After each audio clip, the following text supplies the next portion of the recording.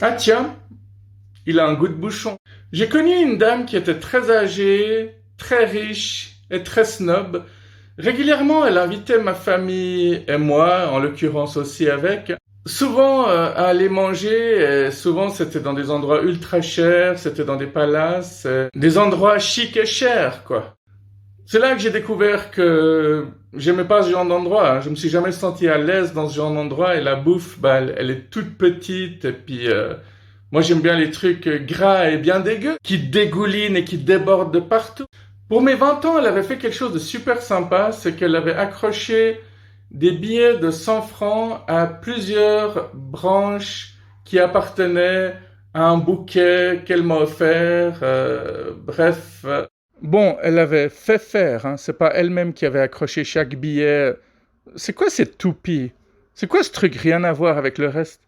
Un très grand moment. Un autre truc que je me souviens, c'est qu'elle m'avait raconté le gag de l'enfant qui a mal quand il boit son chocolat. Et un jour, les parents décident de l'amener chez le médecin. Ils disent, voilà, notre fils a toujours mal quand il boit son cacao. Le médecin dit, montrez-moi comment il boit son cacao. Et la solution était toute simple, c'était tout simplement enlever la cuillère.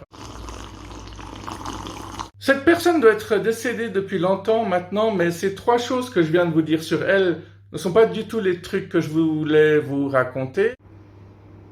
La raison pour laquelle j'ai repensé à elle, c'est que chaque fois qu'elle goûtait une bouteille de vin, il fallait toujours qu'elle fasse une sorte de spectacle, de pièce de théâtre, une sorte de show.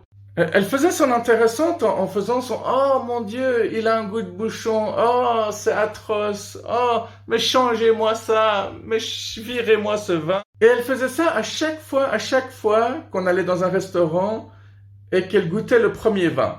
Le deuxième, par contre, allait toujours bien, comme par hasard. Et la dernière chose que je me souviens sur elle, c'est que elle avait trois maisons, hein, le genre de personne qui savait pas trop quoi faire de son argent, et régulièrement elle faisait des rénovations dans ses maisons, et quand il y avait des travailleurs qui venaient pour peindre, réparer, il y avait toujours un moment donné où elle se plaignait que les gens étaient là juste pour rigoler, qu'ils bossaient pas, puis elle les virait pour reprendre une autre équipe.